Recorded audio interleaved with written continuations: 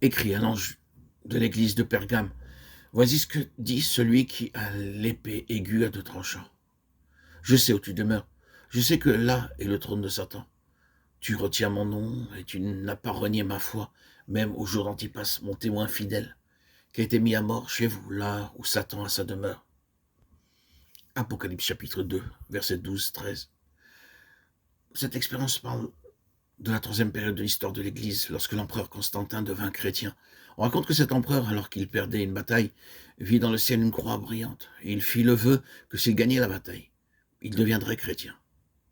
Il gagna la bataille et embrassa le christianisme, mais sans une réelle expérience de la foi. Plusieurs de son armée l'imitèrent et devinrent aussi chrétiens.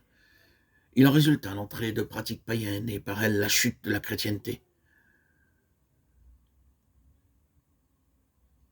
Beaucoup de rites, de coutumes et de pratiques du paganisme babylonien pénétrèrent dans l'Église pendant cette période. Par cela, nous devons apprendre comment être séparés, comment nous préserver des souillures du monde, des pratiques mondaines et de toutes sortes de méthodes païennes. Beaucoup de chrétiens, en ces jours, imitent le monde. Ils pensent posséder un très solide argument. Nous ne pouvons pas être différents, disent-ils. Mais nous devons être différents si nous désirons avoir un héritage céleste, car nous sommes le peuple de Dieu, un peuple acquis. Vous, au contraire, vous êtes une race élue, un sacerdoce royal, une nation sainte, un peuple acquis, un Pierre de neuf. Nous sommes un peuple différent et nous ne pouvons pas le nier. Nous vivons dans ce monde, mais nous ne sommes pas de ce monde. Nous sommes un peuple acquis et nous devons vivre une vie de séparation. Nous ne devrions pas nous souiller par les habitudes et les coutumes mondaines, par les méthodes et les comportements de ce monde, par les modes vestimentaires et que sais-je. Nous sommes un peuple acquis. N'aimez point le monde, ni les choses qui sont dans le monde.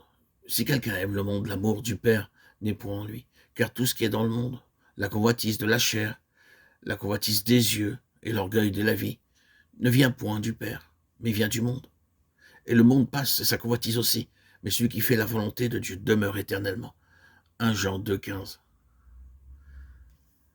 C'est à cause de tous ces désirs pleins de convoitises, mauvais et impurs, que les gens suivent les modes mondaines.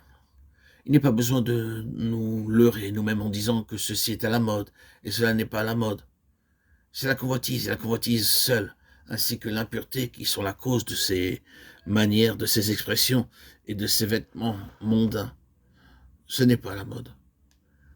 Les cœurs sont devenus impurs et remplis de mal. Les fabricants qui veulent faire connaître leurs produits utilisent des images pleines de convoitise. Nous ne pouvons pas éviter de les voir. La musique moderne, les images, les livres modernes, les magazines sont luxurieux, les habitudes sont pleines de convoitise. Et les toilettes modernes, qui habillent à moitié, sont honteuses. Si nous allons après la mode, n'espérons pas être qualifiés pour le royaume de Dieu. Nous serons séduits par les gens mondains, mais grâce soit rendue à Dieu pour la grâce qu'il nous a donnée de nous conserver sans souillure et de préserver nos vêtements de toute tache du monde, sinon nos pensées seraient souillées